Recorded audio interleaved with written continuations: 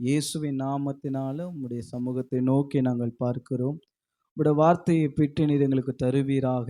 கேட்கிறவர்களுக்கும் பேசுகிற எனக்கும் இந்த வார்த்தை பலப்படுத்தி எங்களுக்குள்ளாக கிரியை செய்யும்படியாக நாங்கள் ஒப்பு கொடுக்கிறோம். தொடர்ந்து நடத்துங்க. உம்முடைய கரம் எங்களோடு கூட இருக்கட்டும். இயேசுவின் நாமத்தில் பிதாவே, ஆமென். அல்லேலூயா, அல்லேலூயா. கர்த்தர் நல்லவர். வெளிப்படுத்தின விசேஷம் 12ஆம் அதிகாரம். எல்லாம் திருப்பிக் கொள்ளுங்க. வெளிப்படுத்தின விசேஷம் 12ஆம் அதிகாரம், அதன் முதல் வசனத்திலிருந்து 6 வசனம் வரைக்கும் ஒருவர் வாசிக்க நாம் கேட்போம்.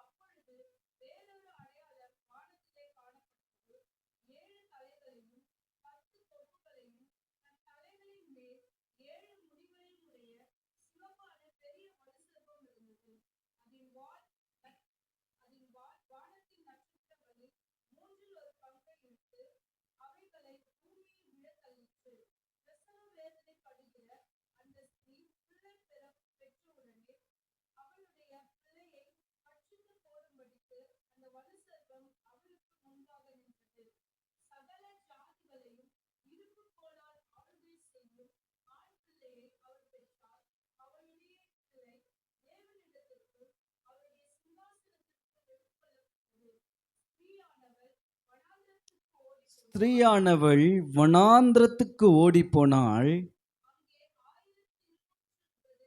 நாளளவும் அவளை போஷிப்பதற்காக தேவனால் ஆயத்தமாக்கப்பட்ட இடம் அவளுக்கு உண்டாயிருந்தது. நல்ல உற்சாகமா கரங்களை தட்டி, நம்ம எல்லா கரங்களை தட்டி கர்த்தரை மகிமைப்படுத்துவோம். அல்லேலூயா. நல்ல கைகளை உயர்த்தி அல்லேலூயா. கர்த்தர் பெரியவர். ஆமென் சொல்லுங்க பார்க்கலாம். இந்த 6ஆம் வசனம் நம்ம திரும்ப எல்லாம் சேர்ந்து வாசிக்க போகிறோம். ஸ்திரீயானவள் வனாந்திரத்திற்கு ஓடி போனாள், அவளை போஷிப்பதற்காக தேவனால் ஆயத்தமாக்கப்பட்ட இடம் அவளுக்கு உண்டாயிருந்தது. எத்தனை பேர் விசுவாசிக்கிறீங்க? எத்தனை பேர் நம்புறீங்க? நம்முடைய ஆண்டவர் இந்த வார்த்தையின் மூலமாக தன்னை எவ்வாறு வெளிப்படுத்துகிறார் அப்படின்னா, நான் உன்னை போஷிக்கிறவர். நம்முடைய ஆண்டவர் யாரு? நம்மை போஷிக்கிறவர். ஒரு ஆமை சொல்லுங்க பார்க்கலாம். எப்படி ஆண்டவர் நம்மை போஷிக்கிறார் என்று வேதத்தில் நம்ம வாசிப்போமானால், நீதிமொழிகள் 30ஆம் அதிகாரம், நீதிமொழிகள் 30ஆம் அதிகாரம். ஏன் பாஸ்டர் 1லேருந்து 6 வரைக்கும் வாசிக்க வச்சுட்டு ஒரே ஒரு வசனத்தை காட்டிட்டு இப்போ திரும்பி நீதிமொழிகளுக்கு வந்துட்டீங்கன்னு கேட்காதீங்க. நமக்கு இருக்கு.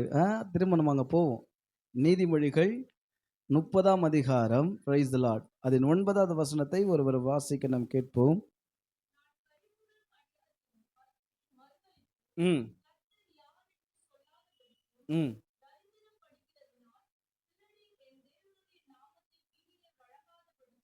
என் படியை எனக்கு அளந்து என்னை போஷித்தருளும். ஞானி சொல்லுகிறார், நான் பரிபூரணம் அடைகிறதினால் மறுதளித்து.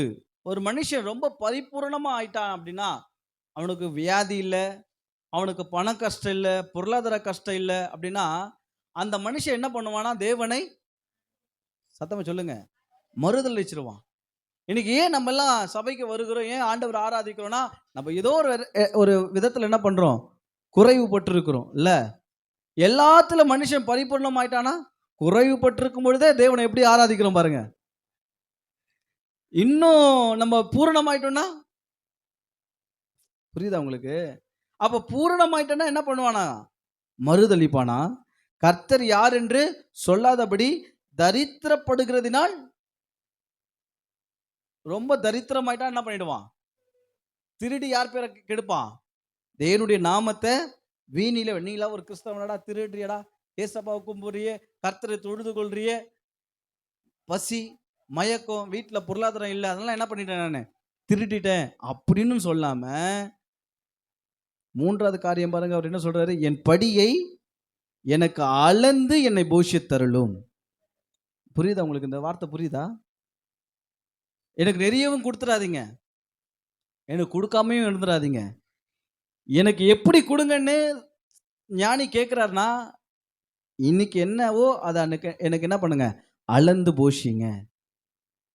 இந்த அளந்து போஷிங்க அப்படின்னா வெறும் சாப்பாடு மட்டும் இல்லை. இது சாப்பாடு மட்டும் இல்லை, இது போஷிக்கிறது. ஒரு நாளைக்கு நம்முடைய என்ன தேவையோ அது எல்லாவற்றையும் கர்த்தர் என்ன பண்ண போற நமக்கு கொடுப்பாரு. எத்தனை பேர் விசுவாசிக்கிறீங்க? அல்லேலூயா சொல்லுங்க பார்க்கலாம். வெறும் போஷிப்பு அப்படின்ட்டு வந்துட்டா நம்ம என்ன நினைக்க கூடாதுன்னா, வெறும் சாப்பாடு மட்டும் அப்படின்னு நினைக்க கூடாது. ஆகாரம் மட்டும் இல்லை, நம்ம போடுற ட்ரெஸ்ல இருந்து நம்ம பயன்படுத்துகிற பொருட்கள், நம்ம இருக்கிற வீடு, இது எல்லாம் கர்த்தர் என்ன பண்ண போறாரு நமக்கு அளவாய் தரப்போறாரு. அளவாய் கொடுத்தாதான் சொல்லுங்க தேவனை பற்றி இருக்கிற ஒரு இருதயம் உடையவர்களா நம்ம இருப்போம். ஆமை சொல்லுங்க பார்க்கலாம். இதை எங்க ஆண்டவர் கொடுக்கிறாரா? இந்த ஸ்திரீக்கு எங்க கொடுக்கிறாரா? வனாந்திரத்துல கர்த்தர் கொடுக்கிறாராம். கடந்த வாரத்தில் நான் பேசுனது போல, ஒரு மனுஷன் போஷிக்கணும்னா என்ன வேணும் அவனுக்கு? எல்லா விதமான காரியங்களும் அவங்களுக்கு தேவையா இருக்கும். தண்ணியே இல்லாத இடத்துல உங்களை கூட்டிட்டு போயிட்டு நான் உங்களுக்கு தண்ணி கொடுப்பேன்னு சொன்னா எப்படி இருக்கும்? புரியலையா உங்களுக்கு? தண்ணியே இல்லாத காட்டுல கொண்டு போயிட்டு உங்களுக்கு தண்ணி கொடுக்குற அப்படின்னா எப்படி இருக்கும்? ஆமா, அது என்னால என்ன பண்ண முடியாது, ஒரு மனுஷனால என்ன பண்ண முடியாது, அப்படி ஒரு மனிதர்களை நடத்த முடியாது. 40 வருஷம் இஸ்ரவேல் ஜனங்களை ஆண்டவர் நடத்தினாரு. எங்க நடத்தினாரு? வனாந்திரத்துல கர்த்தர் நடத்தினாரு. வனாந்திரத்துல 40 வருஷம் வாழ்றாங்க, சந்ததியா வாழ்றாங்க. ஆனா வேதம் சொல்லுகிறது கர்த்தர் அவளை போஷித்து என்ன பண்ணாரு? நடத்தினார். அல்லேலூயா சொல்லுங்க பார்க்கலாம். நம்பர் 1, தேவன் நம்மை வனாந்திரத்துல எப்படி நடத்துவார்னு ஒரு 3 காரியங்கள் சொல்றேன், எழுதிக்கிங்க. நம்பர் 1, ஆண்டவர் வனாந்திரத்துல ஒன்றுமில்லாத இடத்துல, யாருக்கும் எதுவுமே கிடைக்காத ஒரு இடத்துல ஆண்டவர் எப்படி நடத்துவார்னா, தேவன் நமக்கு வேண்டியதை கொடுத்து நடத்துவார்.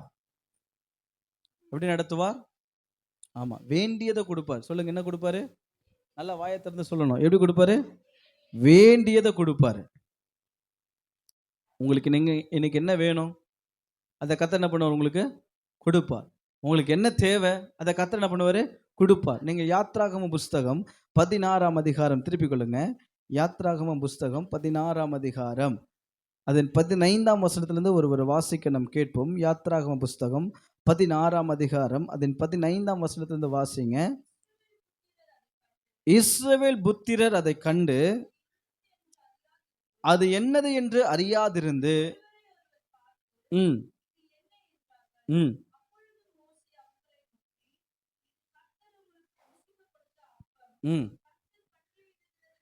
கர்த்தர் கட்டளையிடுகிறது என்னவென்றால், எப்படி சொல்றாரு? உங்களுக்கு எவ்வளவு வேணும்,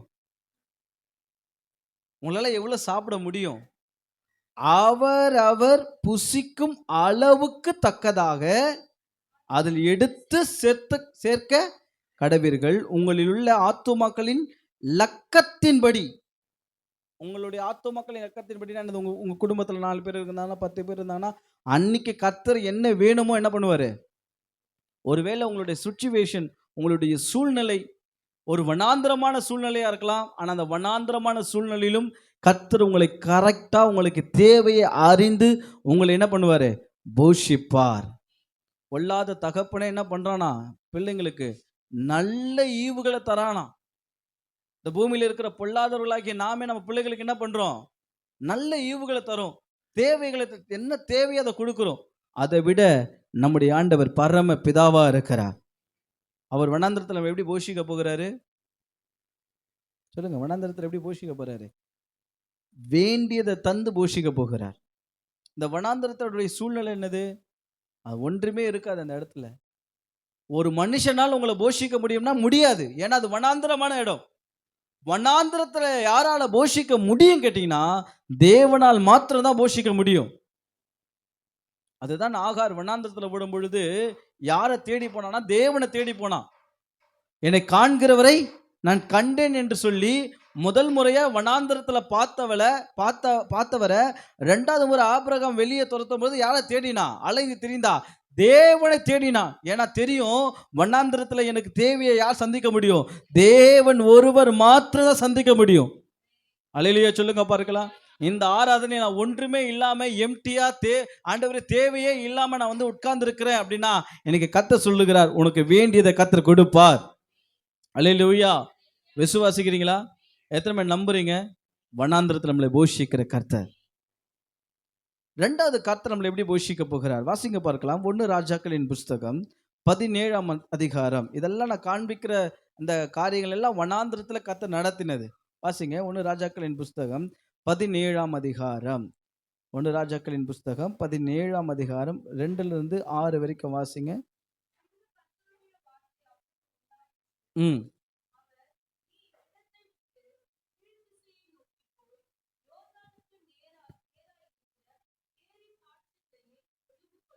ம்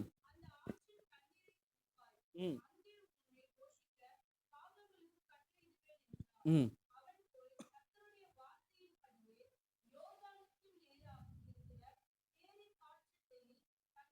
ம் 6வது வசனம் நல்லா கவனிங்க. காகங்கள் அவனுக்கு விடிய காலத்தில் அப்பமும் இறைச்சியும் சாயங்காலத்தில் அப்பமும் இறைச்சியும் கொண்டு வந்தது. எப்படி ஆண்டவர் போஷிக்கிறாரு? 6ஆம் வசனத்துல பாருங்க. காகங்கள் அவனுக்கு, சத்தமா சொல்லுங்க, விடிய காலத்தில். ஆமா. அதுக்கப்புறம் என்ன புரியுது உங்களுக்கு இதுல இருந்து? உன் தேவை சரியான நேரத்துல வந்து கிடைக்கும். அல்லேலூயா சொல்லுங்க பார்க்கலாம். ஒருவேளை நீ இருக்கிறது வனாந்தரமான சூழ்நிலையா இருக்கலாம். எல்லா மனிதர்களாலும் கைவிடப்பட்ட நிலைதான் வனாந்தரமான சூழ்நிலை. ஏன்னா மனிதனுடைய உதவியே இல்லாத இடம் இது வனாந்தரமான இடம். இந்த வனாந்தரமான இடத்துல எனக்கு எப்படி வரும்னு ஒரு கேள்வியோட நீ இருக்கலாம். கர்த்தர் சொல்றாரு, ஏற்ற காலத்துல சரியான நேரத்துல கர்த்தர் உன்னை போஷித்து நடத்துவார். விசுவாசிக்கிறீங்களா? விசுவாசிக்கிறீங்களா? நீ எதுவுமே எல்லா மனிதர்களாலும் கைவிடப்பட்ட சூழ்நிலை நிற்கலாம். ஆகார் எல்லா மனிதர்களாலும் கைவிடப்பட்ட சூழ்நிலை நின்றா. அவருடைய பிள்ளை சாகிறதை பார்க்க மாட்டேன்னு சொல்லி அம்பு பாய்கிற தூரத்துல உட்கார்ந்து அவன் என்ன பண்ணான்? அழுதாள். வேதம் சொல்லுகிறது, கர்த்தர் பிள்ளையின் சத்தத்தை கேட்டார். பிள்ளைய சாகலங்க. பிள்ளைக்குள்ள கர்த்தர் ஜீவனை தந்தார். பிள்ளைக்குள்ள கர்த்தர் தரிசனத்தை வைத்தார். பிள்ளையை கர்த்தர் வனாந்திரத்துல வளர்த்தார் என்று வேதத்துல வாசிக்கிறோம். இன்னைக்கு ஆண்டவர் வனாந்திரத்துல எப்படி போஷிக்க போறாரு? நமக்கு தேவையை கர்த்தர் கொடுத்து நமக்கு என்ன வேணுமோ அதை தந்து கர்த்தர் நம்மளை போஷிக்க போகிறார். ரெண்டாவது, ஆண்டவர் நம்மளை எப்படி போஷிக்க போகிறாரு? ஏற்ற வேலையில கர்த்தர் நம்மளை போஷிக்க போகிறார். அல்லேலூயா சொல்லுங்க பார்க்கலாம். கர்த்தருக்குள்ள ஒரு நேரம்னு ஒன்று இருக்குங்க. எப்பயுமே ஆண்டவரை உங்க நேரத்துக்கு இழுக்கவே கூடாது. சொல்லுங்க, ஆண்டவர் என்ன பண்ணக்கூடாது? உங்க நேரத்துக்கு இழுக்கக்கூடாது. கர்த்தருக்கு ஒரு காலம் கட்டணும்னு கர்த்தரை வைத்திருக்கிறார். பிரசங்கி சொல்லுகிற எல்லாவற்றுக்கும் ஒரு காலம் உண்டு. வேதத்தில் அப்படியே நீங்க தொடர்ந்து வாசிச்சீங்கன்னா ஒவ்வொரு காலத்தை குறித்து பேசுகிறார். அழுக ஒரு காலம் இருக்கு, சிரிக்க ஒரு காலம் இருக்கு, விதைக்க ஒரு காலம் இருக்கு, விதைச்சதை அறுக்கிறதுக்கு ஒரு காலம் இருக்கு. இப்படி பல காரியங்களை என்ன பண்ணிடுறாரு பிரசங்கியார் பேசுகிறார். பேசிட்டு கடைசியா சொல்றாரு, அவர் எல்லாவற்றையும் அதினதின் காலத்தில் நேர்த்தியா செய்கிறவர். அல்லேலூயா சொல்லுங்க பாருங்களா. எல்லாவற்றுக்கும் ஒரு காலத்தை கர்த்தர் வைத்திருக்கிறார். நீங்க என்னதான் முட்டினாலும் மோதினாலும் சொல்லுங்க. இப்ப நமக்கு பார்த்தீங்கன்னா, ஒரு ஒரு எல்லாமே ஒரு குறிப்பிட்ட வயசு, குறிப்பிட்ட காலகட்டம்னு ஒண்ணு இருக்குல்ல. வாழ்க்கையில ஒரு குறிப்பிட்ட காலகட்டம்னு ஒண்ணு இருக்குல்ல. பிள்ளைகளுக்கு எப்ப திருமணம் பண்ணி வைக்கணுன்ற ஒரு காலகட்டம் இருக்கா இல்லையா? சொல்லுங்க. எப்போ வந்து நம்ம ஸ்கூல் படிக்கணும், எப்போ நம்ம வேலைக்கு போகணும், அதுக்குண்டான காலகட்டம்லாம் நம்ம வைத்திருக்கிறோமா இல்லையா? அதே போல கர்த்தருடைய காலத்துல ஒரு காலம்னு ஒண்ணு இருக்கு. நீ இந்த காலத்துல என்னதான் முட்டினாலும், மோதினாலும் என்ன பண்ணாது, எதுவுமே கிடைக்க போறதில்ல. கர்த்தர் காலம் வரும்பொழுது, ஆமை சொல்லுங்க பார்க்கலாம். பேதுரு எழுதுகிறார், பலத்த கரத்துக்குள்ள அடங்கிருங்க. ஏற்ற காலத்துல உங்களை என்ன பண்ணுவார்? கர்த்தர் உயர்த்துவார். கர்த்தருடைய காலம்னு ஒண்ணு இருக்கு. ஆமை சொல்லுங்க பார்க்கலாம். அப்ப தேவன் அதினதின் காலத்தில் நமக்கு சரியா செய்வார். அது வனாந்திரமான இடமா இருந்தாலும் கர்த்தர் செய்வார். அல்லேலூயா. அது எல்லா மனிதர்களாலும் கைவிடப்பட்ட இடமா இருந்தாலும் கர்த்தர் நமக்கு செய்வார். அல்லேலூயா. மூன்றாவது காரியம், கர்த்தர் எப்படி போஷிக்க போகிறார்? அதே 1 ராஜாக்களின் புஸ்தகம் 17ஆம் அதிகாரம் 13ஆம் வசனத்திலிருந்து வாசிங்க. ம்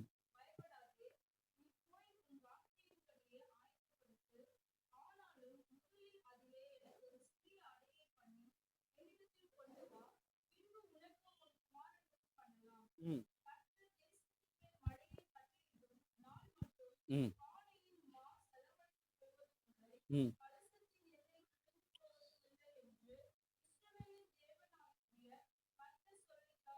ம்.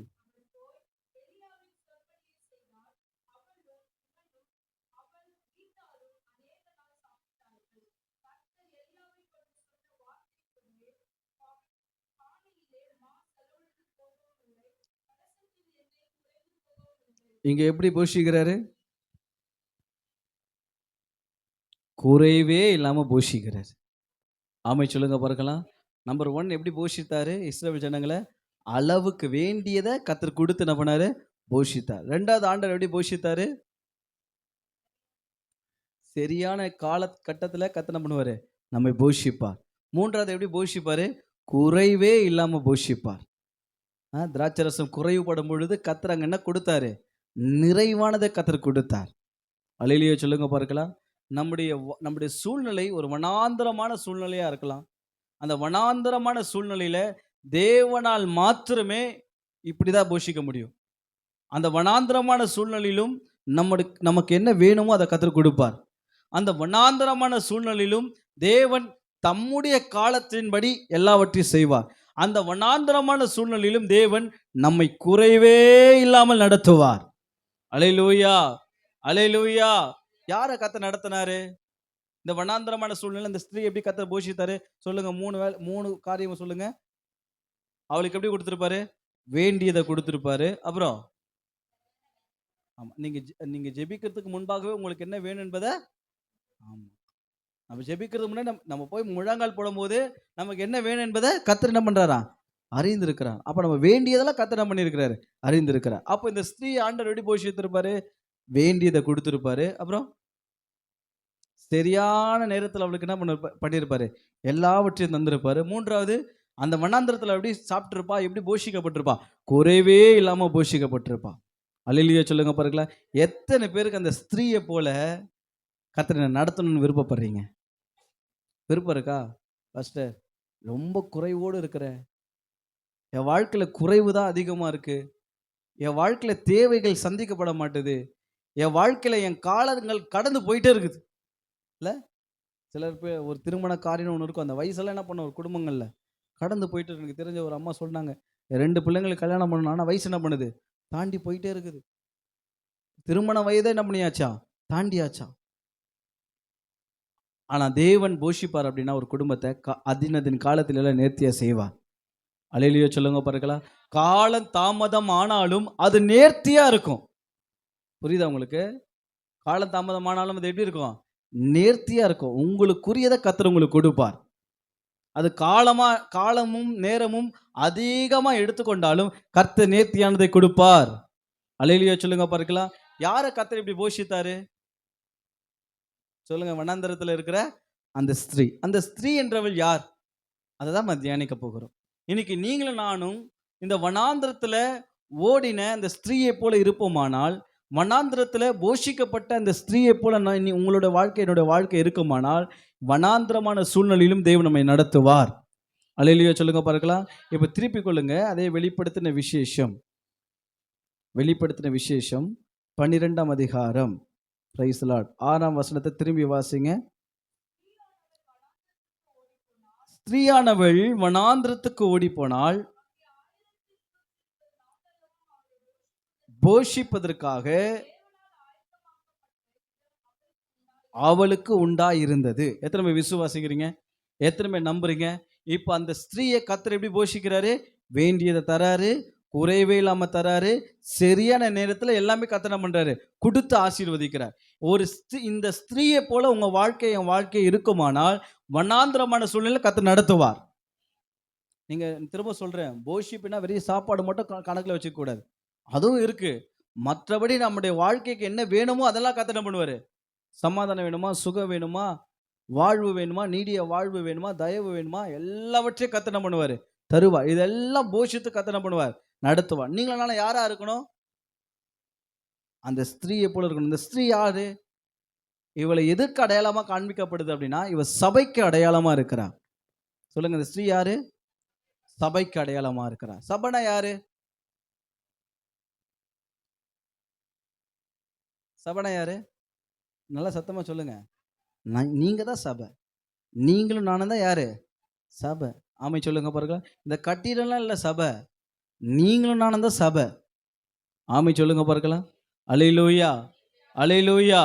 அப்ப இந்த சபை இந்த ஸ்திரீயை போல மாறும் பொழுது தேவன் வனாந்திரமான சூழ்நிலையில கர்த்தர் நடத்துறார். இந்த ஸ்திரீக்குள்ள இருந்த ஒரு 3 காரியங்கள் நம்ம தியானிக்க போகிறோம். இந்த ஸ்திரீ அவளுக்குள்ள இந்த சபைக்குள்ள இருந்த ஒரு 3 காரியங்கள், ஒரு சபைக்கு ரொம்ப முக்கியமான ஒரு 3 தேவ சுபாவங்களை குறித்து நம்ம தியானிக்க போகிறோம். நம்பர் 1, தொடர்ந்து அந்த முதல் வசனத்துல இருந்து வாசிங்க. ம். ஆ. ம். ம்.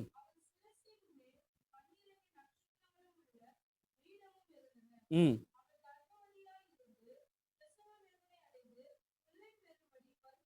நம்பர் 1, அவள் கர்ப்பவதியாய் இருந்து பிரசவ வேதனை அடைந்து பிள்ளை பெறும்படி, அந்த 2வது வசனத்தை எல்லாம் சேர்ந்து வாசிங்க. அவள் கர்ப்பவதியாய் இருந்து பிரசவ வேதனை அடைந்து பிள்ளை பெறும்படி வருத்தப்பட்டு. இந்த ஸ்திரீயை ஏன் கர்த்தர் போஷித்தார் தெரியுமா? இந்த ஸ்திரீ யாரு? சொல்லுங்க, யார் இவ? வாட்சியில யாரு? கர்ப்பவதி. சொல்லுங்க, யார் இவ? இன்னும் சொல்லப்படுது கர்ப்ப வேதனை உடைய ஸ்திரீ. ஒரு சபை எப்படி இருக்கணும்னு கேட்டீங்கன்னா, கர்ப்ப வேதனை உடைய சபையா இருக்கணும். புரியுதா உங்களுக்கு? ஒரு சபை எப்படி இருக்கணும்? கர்ப்ப வேதனை இருக்கணும். அல்லேலூயா. இருக்கிறதுலே ரொம்ப பயங்கரமான வலினா வலி இந்த பக்கம் கேட்டதா சரியா? கர்ப்ப கர்ப்பவதி தானே, வேதனை தானே. அந்த பிள்ளையை பெற்றெடுக்கிறதுக்குள்ள ஒரு ஜீவன் போய் என்ன பண்ணுது? பாஸ்டம்மா என்கிட்ட ஷேர் பண்ணாங்க. அவங்க அக்காவுக்கு வந்து சுகப்பிரசவம் நடக்கக்கூடிய ஸ்டேஜ் இருக்கும்போது வழியில தாங்க முடியாம, என்னை என்ன பண்ணிடுங்க, கொன்னுடுங்கடா அப்படின்னு கத்துனாங்களாம் ஹாஸ்பிட்டல்ல. அப்போ தாங்கிக்க முடியாத வலி எது? அந்த கர்ப்ப வேதனை இல்ல? உண்மைதானே? ஒரு சபை எப்படி இருக்கணும்? கர்ப்ப வேதனையோடு கூட இருக்கணும். எங்க சுகமா வாழ்வீங்க அப்படின்னா உங்களுடைய உழைப்புல தான் நீங்க சாப்பிடணுமே. உங்க வாழ்க்கை சுகமா இருக்குமானால் எந்த வேதனையும் கர்ப்ப வேதனை இல்லாத ஒரு சபையாக நீங்க இருப்பீங்க அப்படின்னா உங்களுடைய வாழ்க்கையை நீங்க தான் நடத்திக்கணும். ஆனா ஒரு சபை கர்ப்ப வேதனை படும் என்று சொன்னால் கர்த்தர் அந்த சபையை போஷிப்பார். அல்லேலூயா சொல்லுங்க பார்க்கலாம். புரியுதா உங்களுக்கு? நீங்க கர்ப்ப வேதனை உடையவர்களா இருக்கணும். யோசிச்சு பாருங்க, ஒரு திருமணம் ஆகுது. திருமணமாக ஆகி ஒரு மருமக ஒரு வீட்டுக்குள்ள போகிறா அப்படின்னா அவளுக்கு எத்தனை நாளுக்கு அந்த மருமகள், புது மருமகள் இந்த ரெஸ்பெக்ட் இருக்கும்? சொல்லுங்க. ஒரு 2 நாள் இருக்குமா? 1 நாள் இருக்குமா? அவ்வளோதான் இருக்குமே. இனிமேல் 1 நாள் 2 நாள் தான் இருக்குமே. அதுக்கப்புறம் என்ன பண்ணணும்? பெட்டை தேடி என்ன வரும்? அந்த 1 நாள் காஃபி வரும், சாப்பாடு வரும், எல்லாமே வரும். 2வது நாள் என்ன பண்ணணும்? இவங்க தான் கிச்சனுக்கு போயிட்டு எல்லாருக்குமே காஃபி சப்ளை பண்ணணும், பிரேக்ஃபாஸ்ட் ரெடி பண்ணணும், லஞ்ச் ரெடி பண்ணணும், டின்னர் ரெடி பண்ணணும், எல்லாமே பொறுப்பு இவங்க கிட்ட வந்துடும். இதுவே திரும்ப அந்த மருமகள் வந்து ஒரு கர்ப்பவதியா மாறுறா, என்னவா மாறும்? திரும்ப தலைகீழா மாறிடும். புரியுதா உங்களுக்கு? கர்ப்பமா ஆனதுக்கு அப்புறம் என்ன ஆயிடும்? திரும்பவும் எல்லாமே இவர்களுக்கு பணிவிடை செய்ய ஆரம்பிச்சிருவாங்க. புரியுதா? ஒரு புருஷக்காரனா எடுத்துக்கோங்க, மாமியாரா இருக்கட்டும், அந்த குடும்பமா இருக்கட்டும், யாரா இருந்தா என்ன பண்ணுவாங்க? இப்போ ஒரு கர்ப்பமா இருக்கிற ஒரு பொண்ணை பார்த்து திட்டினா என்ன சொல்லுவாங்க? ஏம்பா கர்ப்பமா இருக்கிற பொண்ணை போய் திட்டுற, இப்போதான் பிள்ளையை பெற்றுட்டு வந்திருக்கிற, போயிட்டு அடிக்கிற அப்படின்னு பேசுவாங்களா, பேச மாட்டாங்களா? அப்போ கர்ப்பத்துக்கு எவ்வளோ பவர் பார்த்தீங்களா? எல்லாருமே நமக்கு சப்போர்ட் பண்ணுவாங்க. அல்லேலூயா சொல்லுங்க பார்க்கலாம். ஆமை சொல்லுங்க பார்க்கலாம். ஆமா, இப்போ ஆட்டோல எழுதியிருப்பாங்க பிரசவத்துக்கு. ஆமா. அப்போ கர்ப்பவதியா இருக்கிறவளுக்கு என்னது? எல்லா ஸ்பெஷலிஸ்ட்டும் மனிதராலே கொடுக்கப்பட முடியுமானால் ஒரு சபை வந்து கர்ப்ப வேதனை உடைய சபையா இருக்குமானால் இந்த சபைக்கு தேவன் தேவைகளையும் காலகட்டங்களுக்கு நடக்க வேண்டிய காரியங்களையும் ஒன்றும் குறைவில்லாமல் கர்த்தரே போஷிப்பார். அல்லேலூயா சொல்லுங்க பார்க்கலாம். நமக்குள்ள என்ன கர்ப்ப வேதனை இருக்கணும்?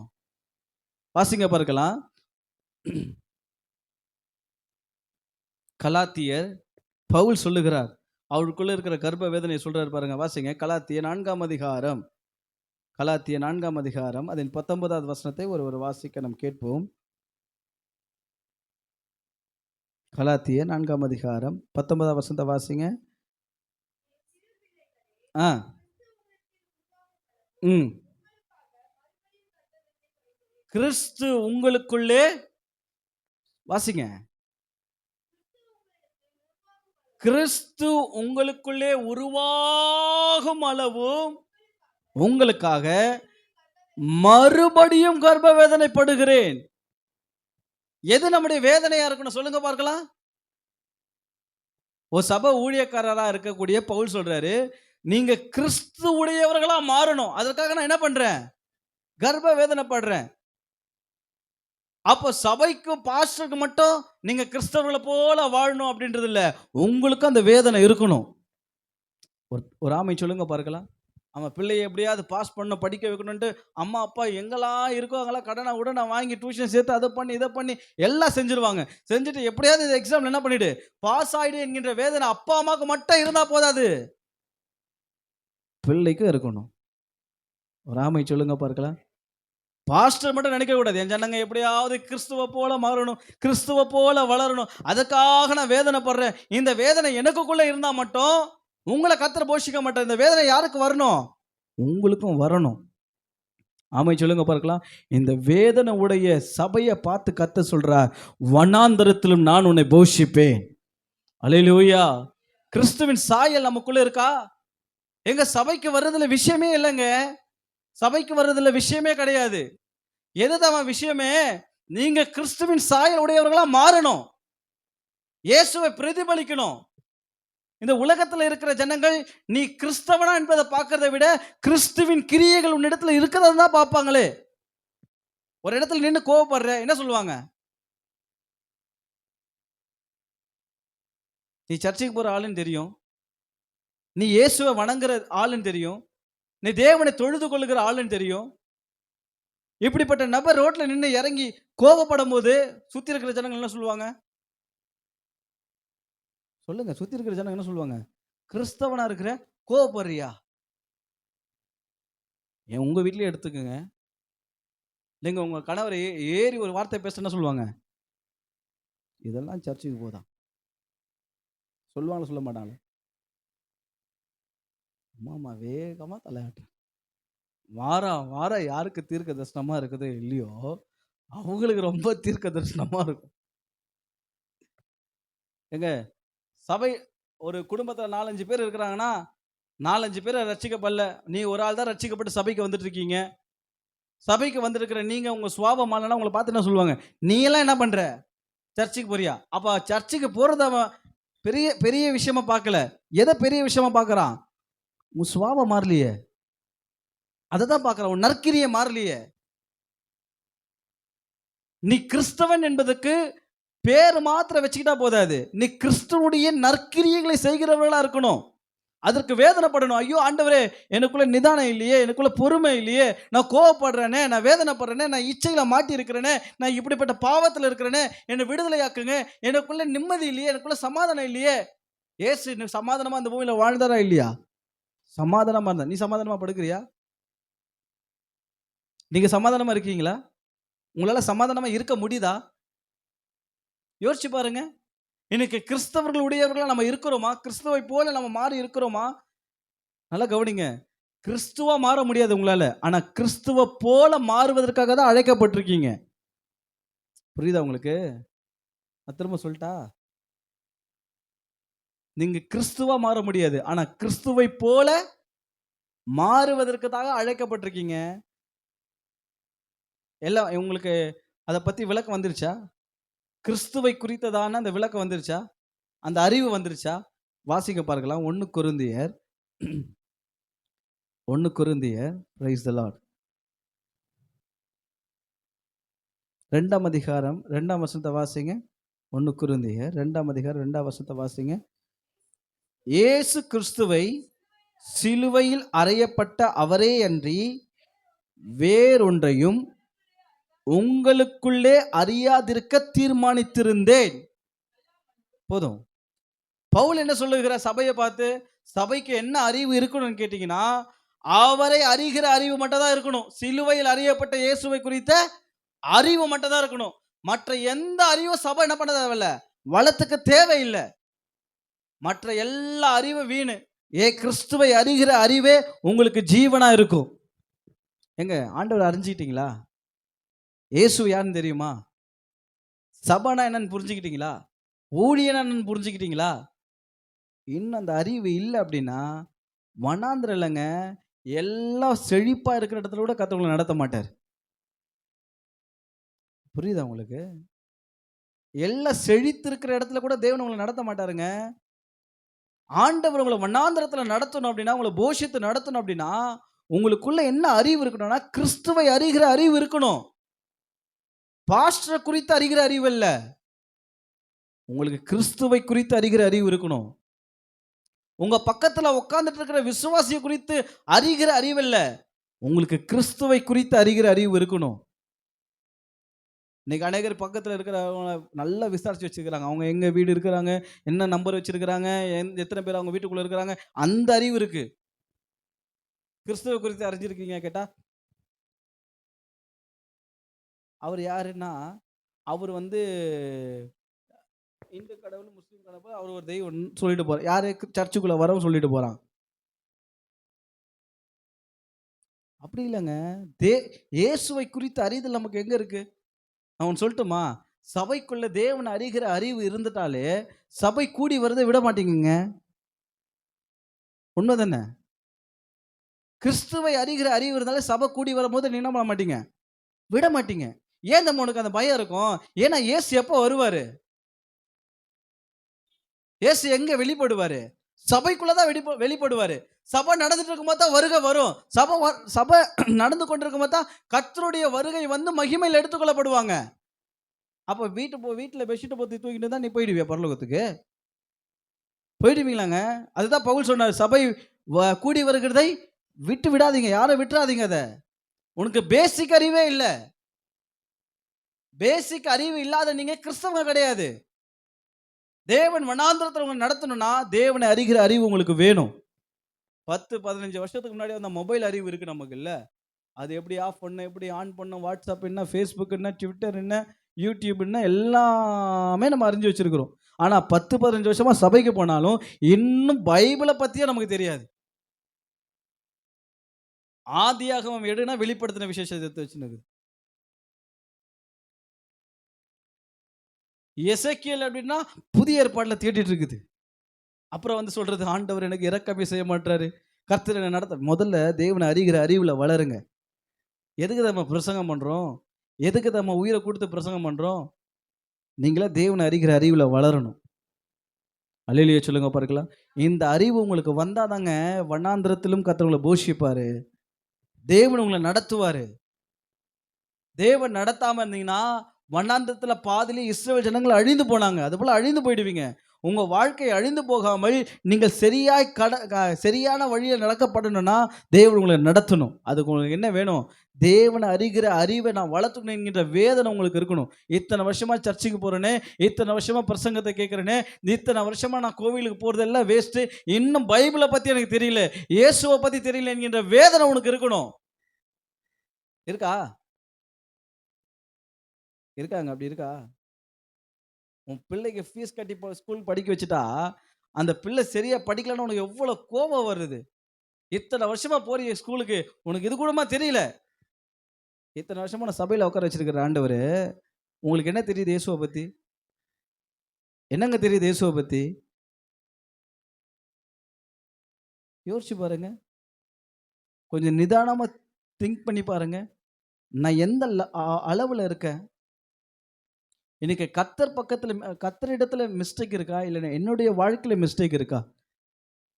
ஆண்டவர் தம்மை அறிவதற்கு எல்லாவற்றையும் நமக்கு கொடுத்துருக்கிறார். உங்களுக்கு பிரசங்கமானரும் கொடுத்துருக்கிறாரு, உங்களுக்கு வீடியோலையும் சரி, மற்ற காரியங்களும் சரி, மொபைல்லையும் சரி, ஆடியோலையும் சரி, பைபிளை கேட்கறதுக்கு கர்த்தர் எல்லா வசதிகளும் உருவாக்கி கொடுத்துருக்கிறாரு.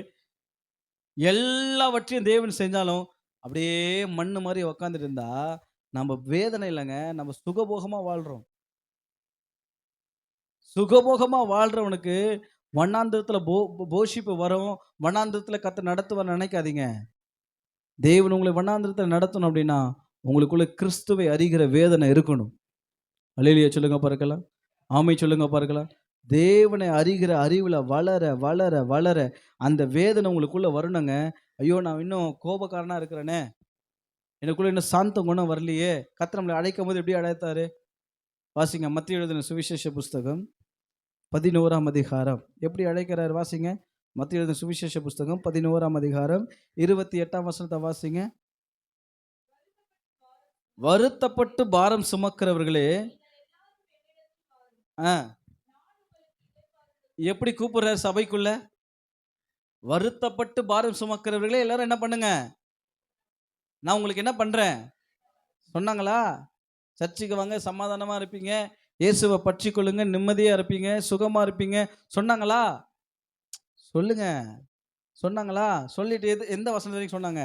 28 வரைக்கும் சொன்னாங்களா? 29 வாசிச்சு பார்க்கணும்ல நம்ம. வாசிங்க. அதோட முடியல அந்த வசனத்தை, கண்டினியூ ஆகுது பாருங்க. வாசிங்க. நான் சாந்தமும் மனத்தாழ்மையுமா இருக்கிறேன், என் நுகத்தை உங்கள் மேல் என்னிடத்தில் கற்றுக்கொள்ளுங்கள், அப்பொழுது உங்கள் ஆத்துமாவுக்கு எப்ப கிடைக்கும் இளைப்பாறுதல்? அப்பா வந்துட்டேன்டா சர்ச்சுக்குள்ள, இதுக்கப்புறம் என்னது சேஃப் ஜோன் தான் அப்படின்னு இல்லைங்க. உள்ள வந்துட்டேன், இதுக்கப்புறம் சமாதானம் வந்துடும், இதுக்கப்புறம் நிம்மதி வந்துடும், இதுக்கப்புறம் வானம் திறக்கப்பட்டு கொட்டுன்னு கொட்ட போகுது என் வீட்டில். அப்படி இல்லை. 29ஆம் வசனத்தை பாருங்க. நான் சாந்தமும் மனத்தாழ்மையுமாய் இருக்கிறேன், என் நுகத்தை உங்கள் மேல் ஏற்றுக்கொண்டு என்னிடத்துல என்ன பண்ணுங்க, கற்றுக்கொள்ளுங்க, அப்பொழுது உங்க ஆத்துமாவுக்கு இளைப்பாறுதல் கிடைக்கும். ஆண்டவர் எப்படி இருக்கிறாரா? சரி, ஒரு 10 வருஷம் ஆயிடுச்சா சர்ச்சுக்கு வந்து? 5 வருஷம் ஆயிடுச்சா? ஃபர்ஸ்ட் இருக்கா? சாந்தம் இருக்கா? மனத்தாழ்மை இருக்கா?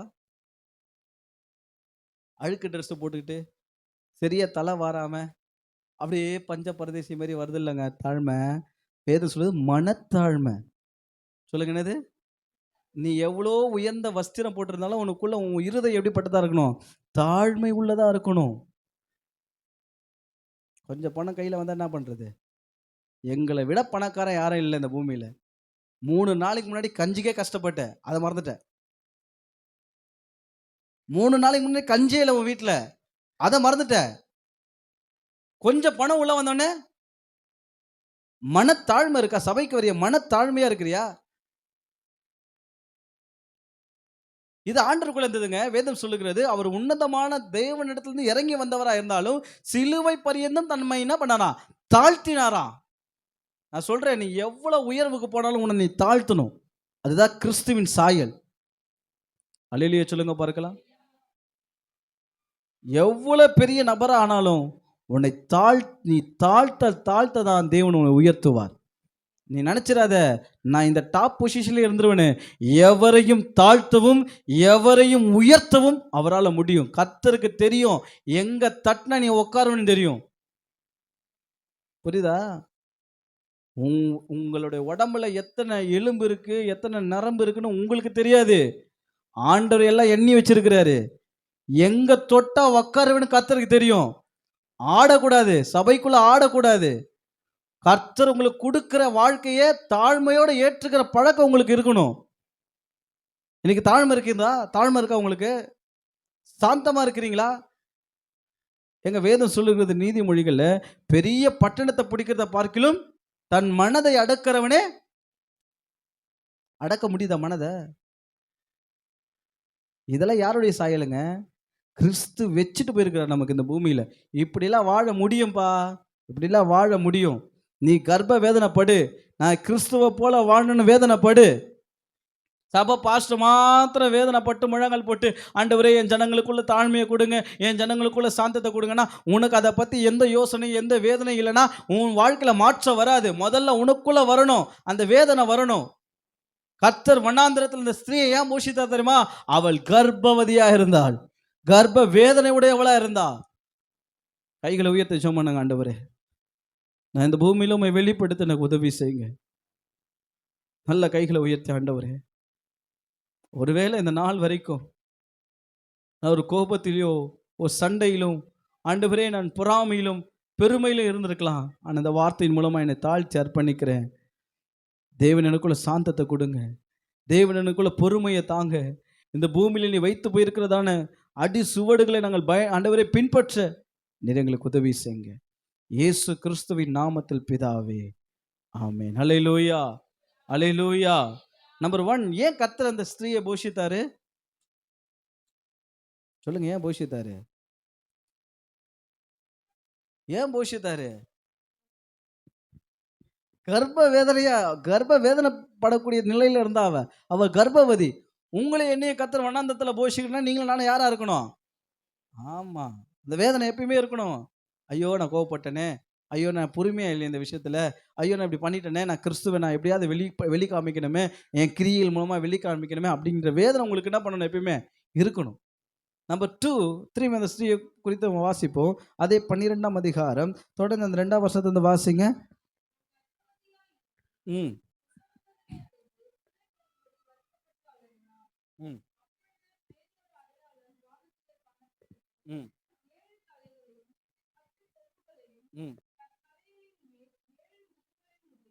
ம் ம் ம் ம்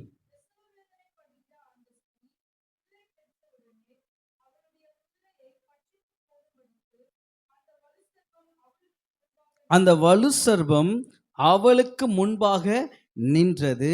சகல ஜாதிகளையும் இரும்பு கோலால் ஆளுகை செய்யும் ஆண் பிள்ளை அவள் பெற்றாள். அவளுடைய பிள்ளை தேவனிடத்திற்கும் அவனுடைய சிங்காசனத்திற்கும் எடுத்துக்கொள்ளப்பட்டது. ஸ்திரீயானவள் வனாந்திரத்துக்கு, எல்லாம் சொல்லுங்க, ஸ்திரீயானவள் வனாந்திரத்துக்கு எதுக்கு ஓடி போறா?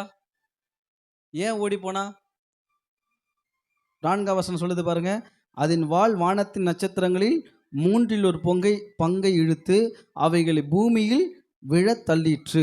பிரசவ வேதனைப்படுகிற அந்த ஸ்திரீ பிள்ளை பெற்றவுடனே அவளுடைய பிள்ளையை பட்சிக்கும்படிக்கு அந்த வலு சர்ப்பம் அவளுக்கு முன்பாக. இப்ப யாருக்கு ஓடி போறா? வலு சர்ப்பம் எதுக்கு நிழல்? பிசாசுக்கு நிழல். இப்ப சபை என்ன பண்ணுது? சொல்லுங்க, என்ன பண்ணுது? பிசாசுடைய தந்திரங்களுக்கு விலகி ஓடுது. ஒரு ஆமை சொல்லுங்க பார்க்கலாம். புரியுதா உங்களுக்கு? முதல்ல சபை எப்படி இருக்கு? கர்ப்ப வேதனையா இருக்கு. 2வது சபை என்ன பண்ணுது? பிசாசுடைய தந்திரங்களுக்கு, சத்தமா சொல்லுங்க, விலகி ஓடணும். அதுதான் சபை. யோசேப்பு இருக்கிறாரு, என்ன பண்ணாரு? என்ன பண்ணாரு? யோசேப்பு என்ன பண்ணாரு? அவனை தேடி வந்த இச்சையை விட்டு, வஸ்திரத்தை விட்டு ஓடினார். அல்லேலூயா. சபையை நல்லா புரிஞ்சுக்கோ. பிசாசானவன் பாவம் செய்யும்படியாய் பிசாசானவன் இச்சையை தூண்டி விடுவான். அதே இடத்துல நீ நிக்க கூடாது. சபையானது என்ன பண்ணணும்? ஓடணும். உன்னை காத்துக்கொள்வதற்கு, உன்னை பரிசுத்தமாய் காத்துக்கொள்வதற்கு நீ ஓடணும். இந்த ஓடுற சபையை பார்த்து கர்த்தர் சொல்றாரு, நான் வனாந்திரத்தில் உன்னை போஷிப்பேன். தன்னுடைய பரிசுத்தத்தை காத்துக்கொள்வதற்காக பிசாசோட தந்திரங்களுக்கு எதிர்த்து நின்று அதோடைய தந்திரங்களுக்கு அகப்படாமல் ஓடுகிற சபை என்னவா மாறுமா? வனாந்திரத்துல போஷிக்கப்படுமா? அல்லேலூயா சொல்லுங்க பார்க்கலாம். ஆமை சொல்லுங்க பார்க்கலாம். நல்லா புரிஞ்சுக்கோ, பிசாசு உங்களை பாவம் செய்ய வைக்க மாட்டான். தெரியுமா உங்களுக்கு? பிசாசு உங்களை பாவம் செய்ய வைக்க மாட்டாங்க. அது அவனால முடியாது. பிசாசால பாவம் செய்ய வைக்க முடியவே முடியாது. பாவத்தை செய்கிற உணர்வை தான் தருவான். புரியுதா உங்களுக்கு? பாவம் செய்கிற உணர்வை தருவான். இந்த உணர்வுல சிக்கிட்ட அப்படின்னா நீ அவுட். ஏங்க, பரிசுத்தத்தை காத்துக்கொள்வதற்கு நீ ஓடிதான் ஆகணுமே. அதுதான் பவுல் சொல்றாரு எபிரேயர்ல, கிறிஸ்துவை நோக்கி எங்க ஓட்ட என்ன பண்ணணும்? இருக்கணும். நெருங்கி வருகிற பாவத்தை வாசிங்க. எபிரேயர் 12ஆம் அதிகாரம் முதல் வசனத்தை வாசிங்க. எபிரேயர் 12ஆம் அதிகாரம். ஆகையால் மேகம் போன்ற இத்தனை திரளான சாட்சிகள்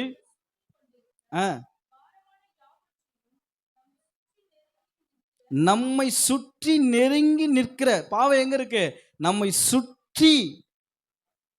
நம்பர் 1 நம்மளை சுத்தி இருக்கு. நீங்க எங்க திரும்பினாலும் பாவம் இருக்கும். இருக்குமா இருக்காதா? சொல்லுங்க. எங்க திரும்பினாலும் என்ன இருக்கும்? பரிசுத்தமான ஒரு இடம் இந்த பூமியில எங்கன்னு காட்டுங்க பார்க்கலாம். சுற்றி என்ன இருக்கு?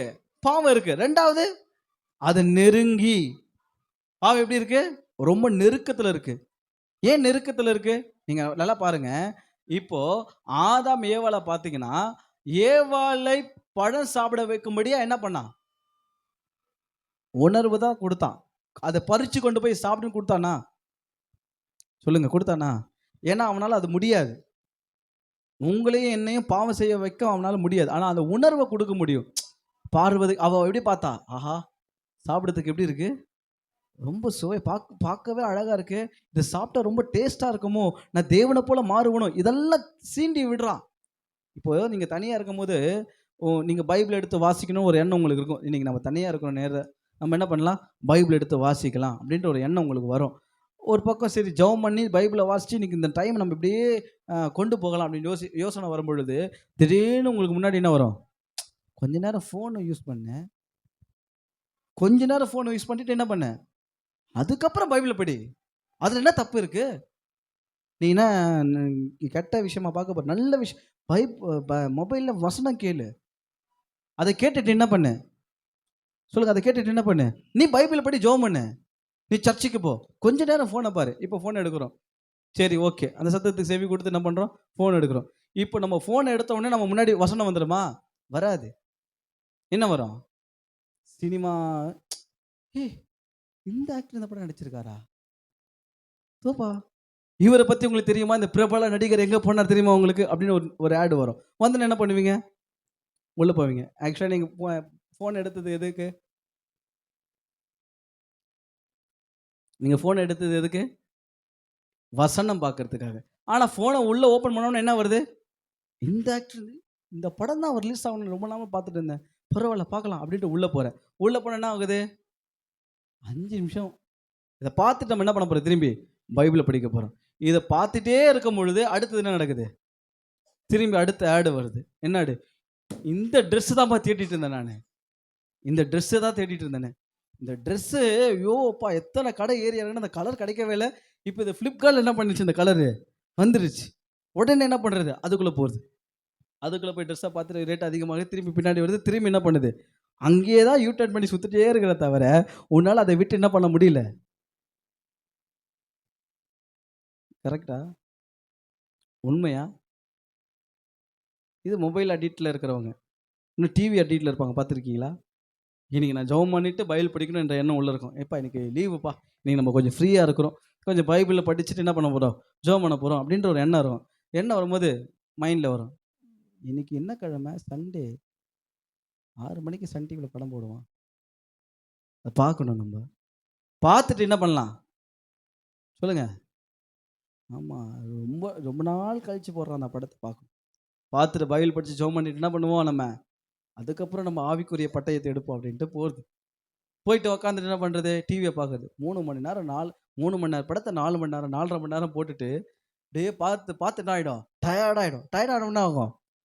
சரி, நாளைக்கு பார்த்துக்கலாம், நாளைக்கு பார்த்துக்கலாம். இதெல்லாம் என்னது? பிசாசு என்ன பண்ணுறான்? சொல்லுங்க. நீ ஜெபம் பண்ணணும், நீ பைபிள் வாசிக்கணும் அப்படின்னா முதல்ல என்ன பண்ணணும்? இந்த இச்சையான காரியத்தை விட்டு ஓடணும் முதல்ல. ஆமென் சொல்லுங்க பாருங்களேன். அது உன்னை விட்டு ஓடாது. பட் நீ என்ன பண்ணணும்? அதை விட்டு சொல்லுங்க. அதை விட்டு நீ என்ன பண்ணணும்?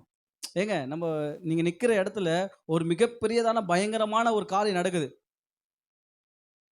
அப்படி நின்று பாப்பியா? தீ பிடிச்சி எரியுது அப்படி நின்று பாப்பியா? நல்லா எரியுது, இந்த கலர் பாரு, இந்த மஞ்சள் கலர் தெரியுது, ஆரஞ்சு கலர் தெரியுது அப்படின்னு பார்த்துட்டு இருப்பீங்களா? என்ன பண்ணுவீங்க? ஒரே ஓட்டம்.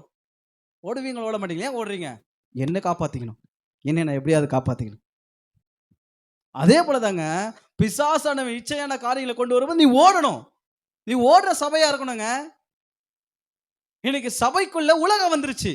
உலகத்துக்குள்ள சபை வளர மாட்டுது. ஒரு பாட்டை கேட்கறதுக்காக எடுத்தேன் போனை.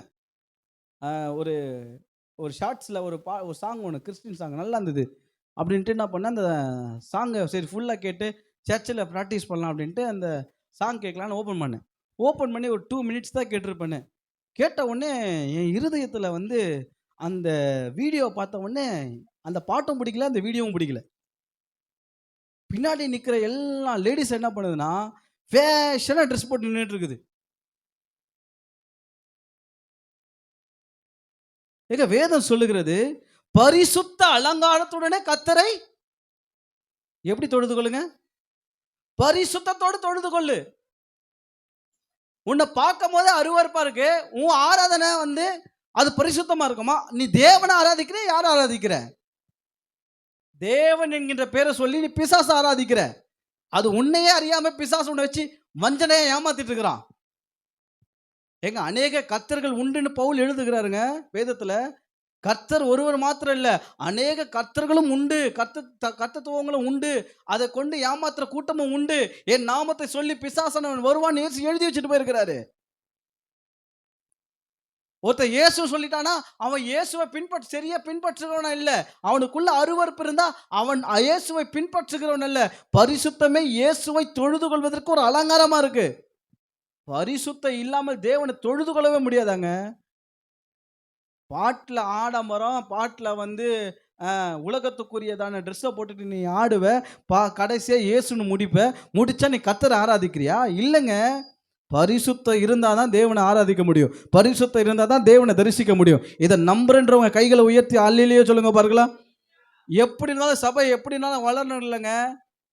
சபை பரிசுத்தத்துக்காக தன்னை காத்துக்கிட்டு ஓடணும். ஒரு ஆமை சொல்லுங்க பார்க்கலாம். கர்த்தர் லோத்துவை ஓட விட்டார். ஏன் ஓட விட்டாரு? சோதம் பட்டணம் பாவத்தில் இருக்கு. சோதம் பட்டணத்தை நியாயத்திற்க போகுது. சோதம் பட்டணம் அழிவு போகுது. நீதிமானா இருக்கிற வெளியில ஓட விட்டாரு. சபை ஓடணும் பாவத்தை விலகி. ராமை சொல்லுங்க பார்க்கலாம். உன்னால பாவத்தை வெறுத்து ஓட முடியுதா? ஓட முடியுதாங்க? பிசாசு இழுக்கிற இழுப்புகளா நீ போறனா, நீ எப்படிப்பட்ட சபையா இருக்கிற? உன்னை அருவருப்பா வச்சிருக்கிற சபையா இருக்கிற. சபைக்குள்ள அருவருப்பு இருக்கக்கூடாது. ஒருவன் தன் ஆலயத்தை கெடுத்தால், நான் நிறைய முறை உங்களுக்கு பிரசங்கம் பண்ணியிருக்கிறேன், உங்க சரீரத்தைய தொடுவதற்கு, உங்க சரீரத்தை அலங்கரிக்கிறதுக்கு உங்களுக்கு எந்த ரைட்ஸும் இல்லை. ஆகாப் இறந்ததுக்கு அப்புறம் ஆகாப்புடைய மனைவி என்ன பண்ண தெரியுமா? கண்ணில் மை வச்சுட்டு தன்னுடைய அழக வெளியில காமிக்கிறான். கண்மை எது தெரியுமா? என்னை பாரு, என் கண்ணை பாரு, அதை மட்டும் தனியா மார்க் பண்ணி காமிக்கிற. லிப்டிக் எதுக்கு? என் உதட பாரு, என் உதட பாரு. ஏன் கிழிஞ்சு போன ட்ரெஸ் போட்டுட்டு இருக்கிற? என் சரீரத்தை பாரு காமிக்கிறீங்களா? சபைக்குள்ள வந்து காலேஜுக்கு போகும்போது, ஸ்கூலுக்கு போகும்போது நீ எப்படி ட்ரெஸ் பண்ணிட்டு போற? வெளியில போகும்போது எப்படி ட்ரெஸ் பண்ணிட்டு போற? சபைக்குள்ள போத்திக்கிட்டு ஒயிட் அண்ட் ஒயிட்ல வந்து உட்காந்துட்டா நீ பரிசுத்தமானவங்களாம் கிடையாது. பரலோகம் நம்பிடாது. உங்க அப்பா உங்க அம்மாவை ஏமாத்துறது போல, உன் ஃப்ரெண்ட்ஸை ஏமாத்துறது போல, பாஸ்டரை ஏமாத்துறது போல கர்த்தரை ஏமாத்த நினைச்சிடாத. உன்னை நீயே ஏமாத்திட்டு இருக்கிற. உன் அவயத்தை மார்க் பண்ணி காமிக்கிறியோ, மார்க் பண்ணி இதை பாரு, தனித்துவமா பாரு, இதை மட்டும் தனித்துவமா பாரு, என் கண்ணை மட்டும் தனித்துவமா பாரு, என் உதட தனித்துவமா பாரு காமிக்கிறியா? அருவருப்பை விட்டு விலகு. பரிசுத்தம் இல்லாமல் தேவனை தொழுது கொள்ள முடியாது. உன்னை கர்த்தர் பரிசுத்தத்துக்காக அழைத்திருக்கிறார். ஒரு ஆமை சொல்லுங்க பார்க்கலாம். அல்லேலூயா சொல்லுங்க பார்க்கலாம். எத்தனை பேர் விசுவாசிக்கிறீங்க? நீ பரிசுத்தமா இருந்தா மட்டும்தான் தேவனை தரிசிக்க முடியும். விலகி ஓடுறதுக்கு ஆயத்தமா இருக்கணும். பாவம் நெருங்கி வரங்க, பாவம் கிட்ட வரும். அவன் செய்ய வேண்டிய வேலையை செஞ்சுட்டு தான் இருப்பான். உன் வேலை என்ன தெரியுமா? உனக்கு நஷ்டமே ஆனாலும் அதை விட்டு விலகி ஓடு. அல்லேலூயா சொல்லுங்க பார்க்கலாம். புரியுதா உங்களுக்கு? நஷ்டமே ஆனாலும் அதை விட்டு விலகி ஓடுகிற சபையா இருப்பாயானா தேவன் வனாந்திரத்தில் உன்னை போஷிப்பார். எல்லா கைகளை உயர்த்தி, ஆண்டவரே, பிசாசுடைய தந்திரங்களுக்கு நான் விலகி ஓடும்படியாக, பிசாசுடைய ஆண்டவரே கர்த்தாவே ஸ்தோத்திரம் இச்சைகளுக்கு என்னை விலக்கி நான் காத்துக்கொள்ளும்படியாக கர்த்தர் எனக்கு உதவி செய்வீராக. இயேசுவின் நாமத்தில் பிதாவே, ஆமென். அல்லேலூயா, அல்லேலூயா. மூன்றாவது காரியம், முதல்ல சபையானது எப்படிப்பட்டதா இருக்கணும்? அந்த ஸ்திரீ எப்படிப்பட்டவளா இருந்தா? கர்ப்ப வேதனை உடையவளா இருந்தா. ரெண்டாவது எப்படி இருந்தா சொல்லுங்க? இச்சையும் பிசாசுடைய தந்திரங்களுக்கும் விலகி ஓடினாள். மூன்றாவது வாசிங்க பார்க்கலாம். Praise the Lord. அதே வெளிப்படுத்தின விசேஷம் 12ஆம் அதிகாரம் 6ஆம் வசனத்தை வாசிங்க.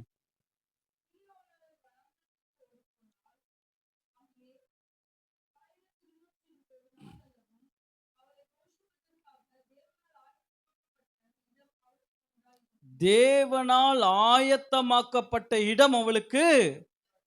ஆமென், ஹல்லேலூயா. உன் ஓட்டை எங்க போய் முடியும்னு கேட்டீங்கன்னா, ஒரு சபையோட ஓட்டம் துவங்குறதுல இல்ல, முடிக்கிறதுல தான் விஷயமே. அந்த ஓட்டை எங்க போய் முடியும்னு கேட்டீங்கன்னா, தேவன் உங்களுக்காக ஆயத்தமாக்கப்பட்டிருக்கிற பரலோகத்தை நோக்கி முடிக்கணும். ஹல்லேலூயா சொல்லுங்க பார்க்கலாம். உன் ஓட்டம் எங்க போய் முடியணும்? பூமியிலேயே நான் ஓடி முடிக்கிறேன் இல்ல, இந்த பூமியில ஓடுற ஓட்டம் எங்க போய் முடியும்னா பரலோகத்துல போய் முடியும். அல்லேலூயா சொல்லுங்க பார்க்கலாம். இங்க வேதம் சொல்லுகிறது தேவனால் உண்டாக்கப்பட்டதா, ஆயத்தமாக்கப்பட்டது. இப்ப 14ஆம் வசனத்தை வாசிங்க. யோவான் எழுதின சுவிசேஷ புஸ்தகம் 14ஆம் அதிகாரம் 2ஆம் வசனத்தை வாசிங்க. யோவான் எழுதின சுவிசேஷ புஸ்தகம் 14ஆம் அதிகாரம் 2ஆம் வசனம். என் பிதாவின் வீட்டில் அநேக வாசஸ்தலங்கள் உண்டு, அப்படி இல்லாதிருந்தால் யாருக்காக? சபை உனக்காக நான் ஆயத்தம் பண்றேன். சபையே நான் உனக்காக என்ன பண்றேன்? ஒரு ஸ்தலத்தை ஆயத்தம் பண்ணுகிறேன். இந்த பூமியில உன் ஓட்டை எங்க வந்து முடியணும்? தேவன் ஆயத்தமாக்கப்பட்டிருக்கிற இடத்துல போய் முடியணும். ஸ்திரீ எங்க போய் முடிச்சாங்க? தேவனால் ஆயத்தமாக்கப்பட்ட இடத்த அவளுக்கு உண்டாயிருந்தது. அவ ஓட்டை எங்க போய் முடிஞ்சது? தேவன் ஆயத்தமாக்கப்பட்ட இடத்துல போய் முடிச்சா. ஒரு சபை எங்க முடிக்கணும் ஓட்டத்தை? தேவன் ஆயத்தமாக்கப்பட்டிருக்கிற பரலோகத்தை நோக்கி முடிக்கணும்.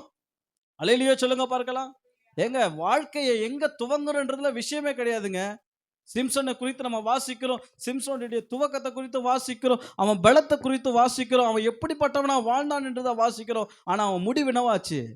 தற்கொலை பண்ணிட்டு செத்து போனான். அவன் சிம்சன் தற்கொலை பண்ணிட்டு செத்து போனாங்க. உன் வாழ்க்கை எப்படி இருக்கு? உங்க வாழ்க்கை எதை நோக்கி ஓடிட்டு இருக்கீங்க? ஃபர்ஸ்ட் இந்த பூமியில இருக்கிறத விட நான் சாகிறத மேலே நினைச்சு வாழ்றேன்னா, உன் ஓட்டம் எங்க ஓடல? ஆயத்தமாக்கப்பட்ட இடத்துக்கு ஓடல.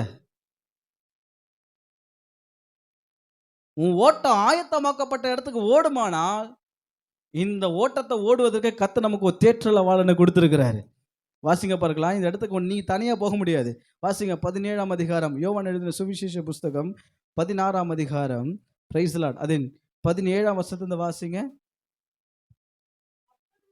சாரி, 7ஆம் வசனத்திலிருந்து வாசிங்க. 16 7ல இருந்து வாசிங்க. ம்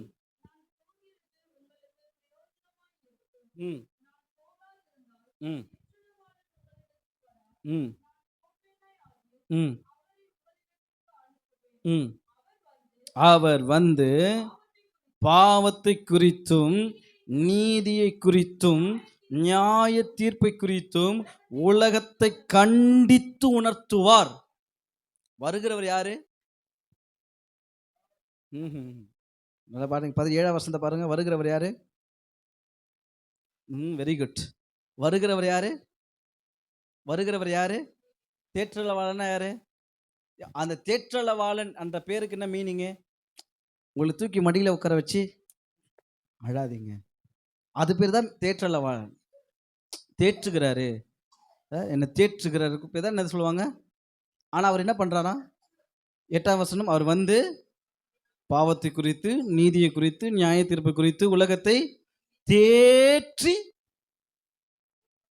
கண்டித்து உணர்த்துவார். வருவர் யார் தான்? சொல்லுங்க. வருகிறவர் யார் தான்? ஸ்கூலுக்கெல்லாம் நீங்க எல்லாம் போயிருப்பீங்க. எல்லாரும் ஸ்கூலுக்கு போயிருப்பீங்க. முதல் நாள் சேரை பார்த்தீங்களா? உங்களை நடத்துகிறவரை பார்த்தா எப்படி இருக்கும்? நல்ல சார், நல்ல, இவங்கள மாதிரி யாருமே இல்லைன்னு தான் தெரியும் இல்ல. அது இன்ட்ரோ. சொல்லுங்க. அது என்னது? இன்ட்ரோ தான். அதுக்கப்புறம் தான் என்ன இருக்கு? மெயின் பிக்சரே இருக்கு. அது போல வருகிறவர் பேர் தேற்றரவாளன் தான். ஆனா எப்படி நடத்துவார் தெரியுமா? கண்டித்து உணர்த்துவார். பாவம் பண்ண என்ன பண்ணுவாரு? கண்டிப்பார். நீதியை கண்டித்து சொல்லிக் கொடுப்பார், நியாய தீர்ப்பை கண்டித்து சொல்லிக் கொடுப்பார். ஒரு ஆமை சொல்லுங்க பார்க்கலாம். ஏன் கண்டித்து நம்மளை நடத்துறாரு தெரியுமாங்க? ஏன் நடத்துறாரு? நீங்களும் நானும், சபையாகி நீங்களும் நானும் எங்க போகணும் தெரியுமா? ஆயத்தமாக்கப்பட்ட பரலோகத்துக்கு போகணுங்க. பரலோகம் போகணும். ஞாபகம் இருக்கா? பூமியில வாழ போறியா? இல்ல இல்ல இல்ல. செத்த பரலோகம் போக போற. நீ செத்த பரலோகம் போக போற. நான் விசுவாசத்தோட சொல்றேன். யார் வாயிலிருந்து ஆமேன் வர மாட்டேது பாரு. நீங்க செத்தீங்கன்னா பரலோகம் போவீங்க. நீங்க செத்தீங்கன்னா பரலோகம் போவீங்க.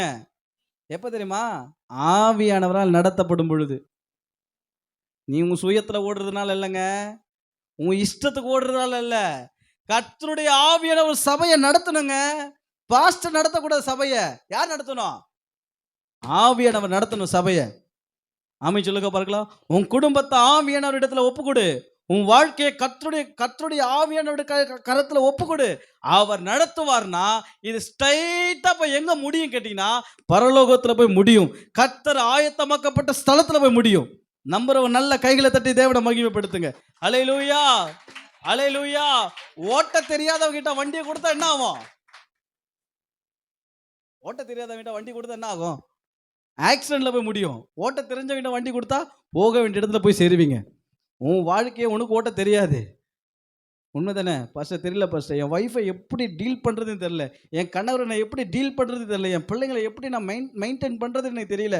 நான் உண்மையாக சொல்லுவேன், என் சபையை எப்படி நடத்தணும்னு எனக்கு தெரியல. ஏன்னா இந்த ஸ்டேரிங் என் கையில் இருக்கிற வரைக்கும் எனக்கு ஒன்றும் தெரியாது. இந்த ஸ்டேரிங் ஆவியானவர் பிடிப்பார்னா இது போய் சேர வேண்டிய இடத்துல போய் சேர்ந்துடும்.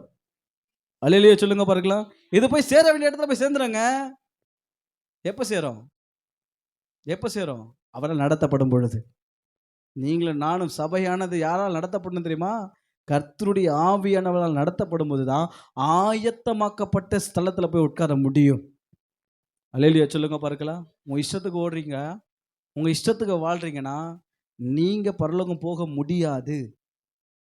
நீ மூத்த விசுவாசியாரு, இல்லை இளம் விசுவாசியாரு, நீ நடுத்தரமான விசுவாசியாரு, நீ எப்படிப்பட்ட விசுவாசியா இருந்தாலும் உங்களை கர்த்தருடைய ஆவியானவர் நடத்தணும்.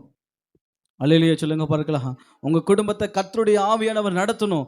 ஆவியானவர் நடத்துவார் என்று சொன்னால் அவர் உங்களை எங்க கொண்டு போவார்னா உங்களுக்காக ஆயத்தமாக்கப்பட்ட ஸ்தலத்துக்கு கர்த்தர் கொண்டு போவார். இன்னைக்கு நம்ம எப்படிப்பட்ட சபையா இருக்கிறோம்?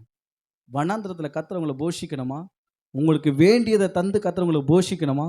குறையவே இல்லாமல் கர்த்தர் போஷிக்கணுமா? அதினதின் காலத்தில் கர்த்தர் உங்களை நேர்த்தியாக தந்து போஷிக்கணுமா? நீ சபையாக மாறணும். எப்படிப்பட்ட சபையாக மாறணும்? தின்னுட்டு தூங்குற சபையா இல்லை, வேதனையுடைய சபையாக இருக்கணும். கர்ப்ப வேதனையுடைய சபையாக இருக்கணும். ரெண்டாவது எப்படிப்பட்ட சபையாக இருக்கணும்? பாவத்தை விட்டு விலகி ஓடுற சபையாக இருக்கணும். மூன்றாவது எப்படிப்பட்ட சபையாக இருக்கணும்? கர்த்தருடைய ஆவியானவரால் நடத்தப்படுகிற சபையாக இருக்கணும். கண்களை மூடுவோமா? கர்த்தர் நம்மோடு கூட பேசியிருப்பார் என்று சொன்னார். ஆண்டவரே, நாங்கள் கேட்ட வார்த்தையின்படி நாங்கள் கர்ப்ப வேதனை உடைய ஒரு சபையை மாற பண்ணுங்க. ஆண்டவரே, நாங்கள் பாவத்துக்கு விலக்கி ஓடுகிறதான ஒரு சபையாய் மாற பண்ணுங்க. யோசேப்பு ஓடினாங்க. பாவம் நெருங்கி வரும்போது யோசேப்பு அதை விட்டு ஓடினா. மூன்றாவது காரியம், கர்த்தருடைய ஆவியானவர் சபையை நடத்தணும். கர்த்தருடைய ஆவியானவர் சபையை நடத்தணும். கர்த்தருடைய ஆவியானவர் சபையை நடத்தணும். எல்லா கைகளை உயர்த்தி உள்ளத்தின் ஆழத்து இந்த மூன்றாவது பாயிண்ட்டை முழு நிச்சயமாக கர்த்தருடைய கரத்தில் ஒப்பு கொடுங்க. ஆண்டவரே, நீங்கள் என்ன நடத்துங்கப்பா, நீங்கள் என்ன நடத்துங்க, நீங்கள் என்ன நடத்துங்க. உடைய சமூகம் எங்களுக்கு முன்பாக போகட்டும். ஆண்டவரே, கர்த்தருடைய ஆவியானவர் நடத்துவீராக. ஆண்டவர், இஸ்ரவேல் ஜனங்களை 40 வருஷம் வனாந்திரத்தில் நடத்தினது காரணம் என்ன தெரியுமாங்க? கர்த்தர் அவர்களுக்கு முன்பாக சென்றார். கர்த்தர் மேக ஸ்தம்பமாகவும் அக்கினி ஸ்தம்பமாகவும் கர்த்தர் அவர்களுக்கு முன்பாக சென்றார். கர்த்தர் உங்களோடு பேசியிருக்கிறாரா? உங்களை தாழ்த்தி தேவ சமூகத்தை அர்ப்பணிங்க. Praise the Lord. இயேசு கிறிஸ்துவின் நாமத்தில் பிதாவே, ஆமென். அல்லேலூயா, அல்லேலூயா. கர்த்தர் நல்லவர். ஆமென் சொல்லுங்க பார்க்கலாம். நம்ம எழுந்து